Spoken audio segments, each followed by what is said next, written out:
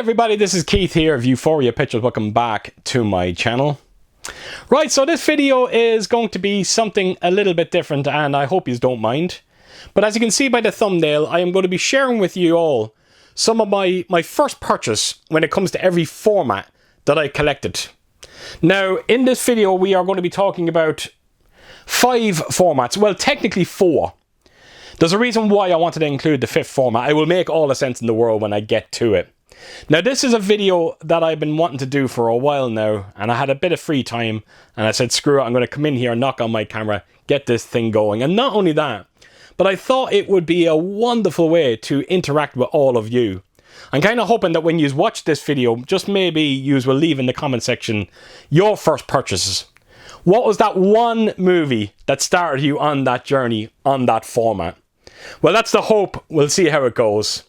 So anyway, I am going to jump right into this, and I'm going to start with the one that I didn't collect. This is the format I never collected, but it was given to me as a gift. It was my first time owning a release from this format, and I felt it was only right to include it. So we are talking LaserDisc here, and the first LaserDisc release I got was Night of the Living Dead. Now, this is not the original George Romero movie. This is the Tom Savini remake. Now, this was gifted to me by my good friend Michael Witchy. And this is the first time I ever got to hold a LaserDisc in my hand. I never thought that day would ever happen. And I remember doing that video, and it was just such a trip to actually be able to hold one of these in my hand. But what makes this release so incredibly special is when I take it in close, you will notice that Tom Savini's autograph is actually on the cover. Imagine that. It's one thing to receive your first ever LaserDisc, but to have Tom Savini's autograph, that is just incredible. As a matter of fact, I have this framed in my other movie room, naturally so, because you want to protect that signature. But Michael, if there's a chance you're watching, mate, I can't thank you enough for this. Like I said, this was the first LaserDisc that I got to hold in my hand, and of course, when I done that video, so many of you out there decided to send me more LaserDiscs on, and now I have a few in my collection. But this is the one that started me, and wow, it is so incredibly special. And I have to tell you, I am a big fan of this remake. Now, I don't think it's as good as the Romero one, but I have to tell you, it's not a million miles away, and it's amazing to think that this is coming out in 4K, what, in a couple of weeks? Unbelievable. As a matter of fact, it might even be out by the time I put this video out. So I can't wait to revisit this one on 4K, and fingers crossed they deliver on that transfer. So yes, that is the first title that I'm going to be featuring in this video. Night of the Living Dead, LaserDisc, my first ever own for that format. Right, so moving on, and I'm going to make my way onto VHS. Now, funny enough, I featured this on my channel a couple of months back, so apologies if it sounds like I'm repeating myself here, but look, there's no getting around it. But my first ever purchase on VHS, I was 16 years old. I was only just starting my first job. I think I was 2 weeks in the job, and I knew I wanted to start collecting VHS. And the first title I got was Striking Back. Now, I have to tell you, this one is very special to me. Now, if you're not particularly aware of Striking Back, it's directed by Sean Cunningham, and it stars James Spader. And I have to tell you, he is a nasty bit of work in this. But back in the 80s, the late 80s, we used to rent movies all the time from our local Top 10. That's the name of the store, Top 10. And every now and again, they would put these circles onto their releases. And what that circle means is you can actually purchase it. But what makes this release so special is my local Top 10, they only had one copy for this movie. This is the one that we always rented out. And I remember going into the store that day, seeing that circle on it, and I was like, wow, I'm actually going to be able to own this movie. This movie that I've been renting, I rented so many times because I'm a huge fan of it. So that's what makes this VHS so special to me. And it's something I would never, and I mean never, I would part with.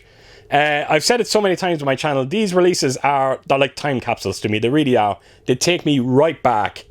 And this one is just as special to me as that Night of the Living Dead release. Even the sticker up here, you actually see £1. Was it this film £1 every night? That's all it cost, £1. I don't think we realised how good we had it when you could rent movies back in the day. But yes, it's a very special VHS release, and this is the one that started me on my VHS journey. And I have to tell you, in terms of all the formats that I've collected, VHS is the one that I have my fondest memories of. You know, because the sky was the limits. You could get anything you could possibly want. Nothing was stopping you. And wow, what a first movie to start with. And believe it or not, I actually checked this a couple of weeks back, and it still works perfectly. Imagine that, going back to the 80s. Amazing. So there you have it. That is my first purchase striking back on VHS. So moving along on to DVD. Now I have to tell you, I was in denial when it comes to DVD. When DVD became a thing, I remember my brother bought a player, and I remember doing this thing where I'd go in and I'd be looking and I'd be like, there's no difference between this DVD player and the DVD picture quality and VHS. Again, big time denial, because I was such a fan of VHS. So when I finally got around to collecting DVDs, the first title I picked up, amazingly enough, is Halloween 2. Now, I'll tell you one thing, this is not a great way to start your journey when it comes to DVD, because I am not kidding. When I knocked this on, the picture quality was absolutely atrocious. I am not kidding. My VHS looked better than this for Halloween 2. That's how bad it is. There was pixelation all over the screen. It looked like it was like a pirate, like a bootleg release, but I can assure you now it's not. Now, I've definitely never heard of this company. I think it's called Castle Home Video.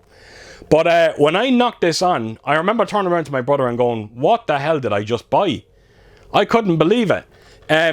Anyone that actually owns this release, I think you know exactly what I'm talking about.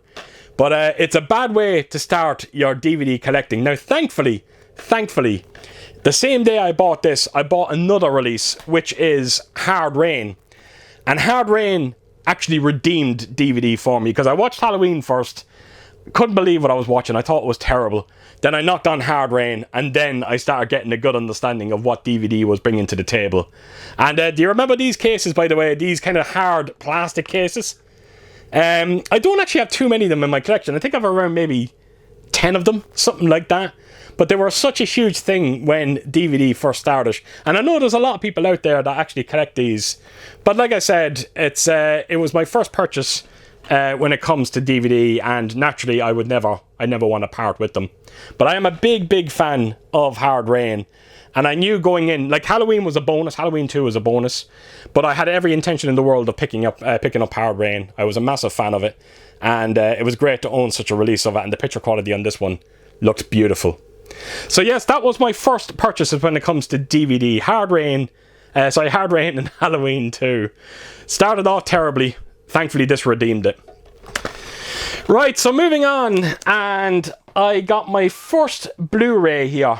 And I tell you one thing, when I knocked this on, it was like, wow, the jump in quality was quite striking. And the movie was Wall-E. Yeah, this was my first ever purchase on Blu-ray.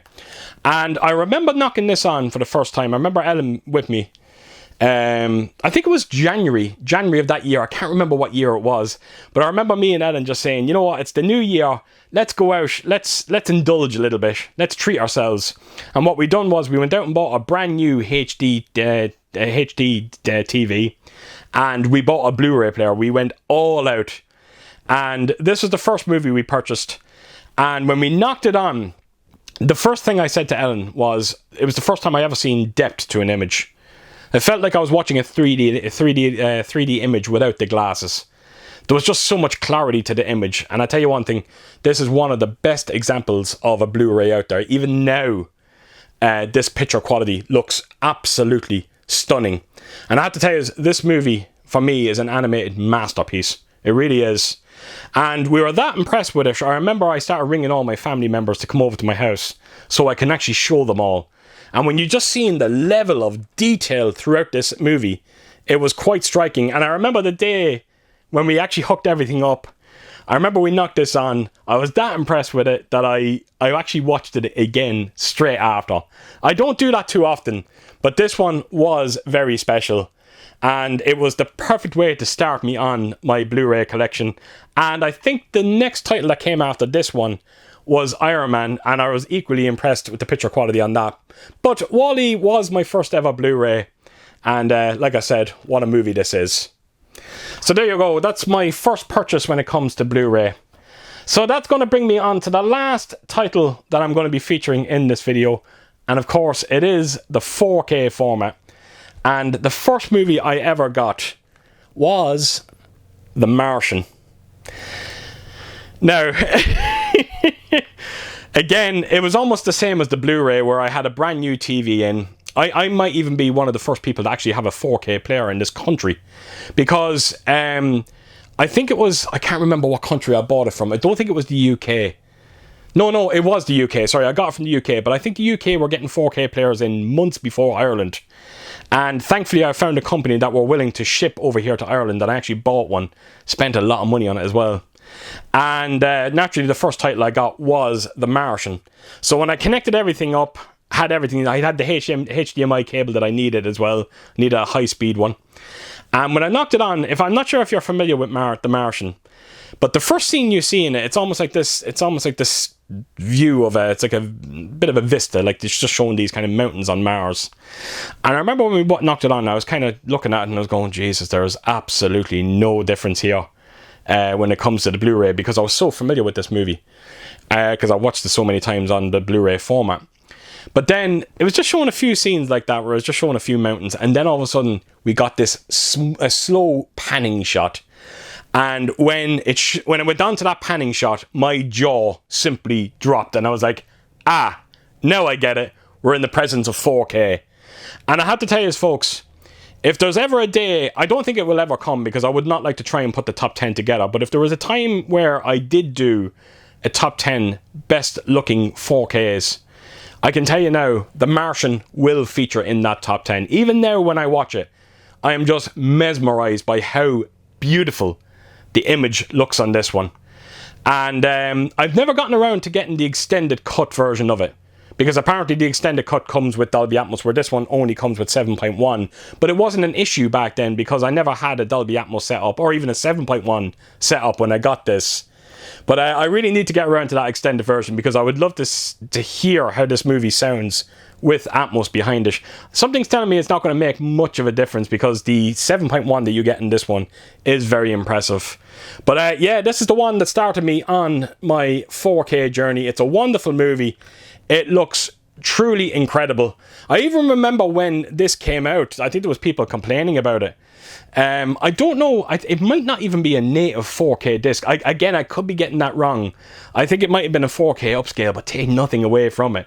When you see how sharp the image is, and then when you see the HDR implementation on it, it was a sight to behold. It really, really was.